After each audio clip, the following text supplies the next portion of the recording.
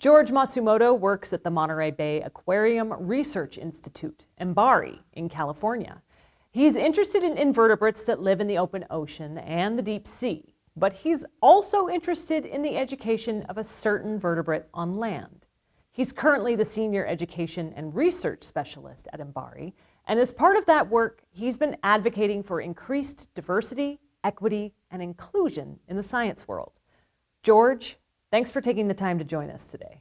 My pleasure. It's a beautiful morning here in San Francisco. Yes, it is. So, one of the things that you're interested in is diversity, equity, and inclusiveness in the world of science. How do you explain these concepts to people who might not be familiar with them?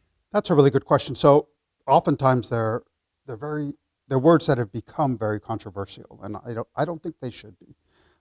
Essentially, what it means is that we want science to be as representative as possible of the community that we represent, which is the human race. And science should be representative of all the people that live on this earth. There's been a little bit of pushback on this, as you were kind of mentioning. And, how do you sort of get the scientific community to rally around these ideas? And what are some of the strategies that are being taken to be like, hey, this really is valuable, not just from a moral or an ethical standpoint, but from a science standpoint? Yes, and that's exactly the path to take, because scientists are logical, we're very linear, and so we like to look at the facts, so to speak. And the facts are fairly simple.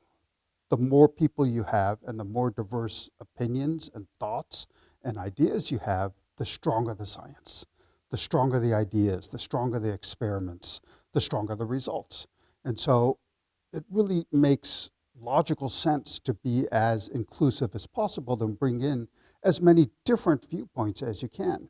And a great example is indigenous knowledge. The indigenous peoples who used to live in all the different areas of the world have an immense wealth of knowledge that we should be tapping. And we're starting to, but we still have a long way to go. Yeah, I'm wondering if you can give some more examples like this, and then especially, given your own work with MBARI, maybe tell people what that stands for and how you're working on these DEI issues within your organization. Absolutely. So MBARI, the Monterey Bay Aquarium Research Institute, is a nonprofit research organization based in Monterey, California. Not affiliated with the museum. Not affiliated. Well, we're partnered with the Monterey Bay Aquarium, but we're separate. And we do work trying to combine science and engineering to better explore and understand the ocean, which is huge. So it's not a simple problem. The idea of being more diverse and inclusive in our staff and our ideas is very important for MBARI. And we're addressing this in a number of different ways, including internal things like having an internal charge account so that when our staff spend time on DEI issues, we actually have an account they could charge their time to. And that's important because sometimes supervisors don't like to have their personnel working on things that are not direct project related.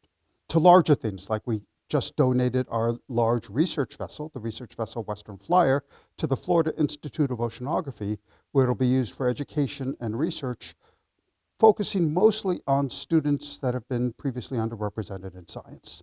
And so from small things to large things, we're trying to make a difference in the field of ocean science. Yeah, and can you talk a little bit about how this fits in with the overall AGU LANDInG program and what some of their goals are? Thank you for asking, because I forgot to mention that. The AGU LANDInG program has been so important in my journey and my path for the last 2 years.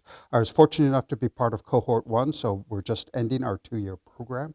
And what the LANDInG program has provided is an immense basis of support, training, learning, and probably more important, the network, the community of others to help support me and the institution on our journey. It's not an easy journey. As you said, there is sometimes resistance. And having the support of others in similar or even completely different situations is really comforting. And unfortunately, DEIA is not a topic that is limited to just ocean sciences. It is across all the sciences. And so it's easier to find a community. And our cohort 1, which only had, I think, 3 ocean scientists in it, of the 12, has been so important in my pathway. Cool. George Matsumoto, thanks so much for your time today. My pleasure. Thank you for asking.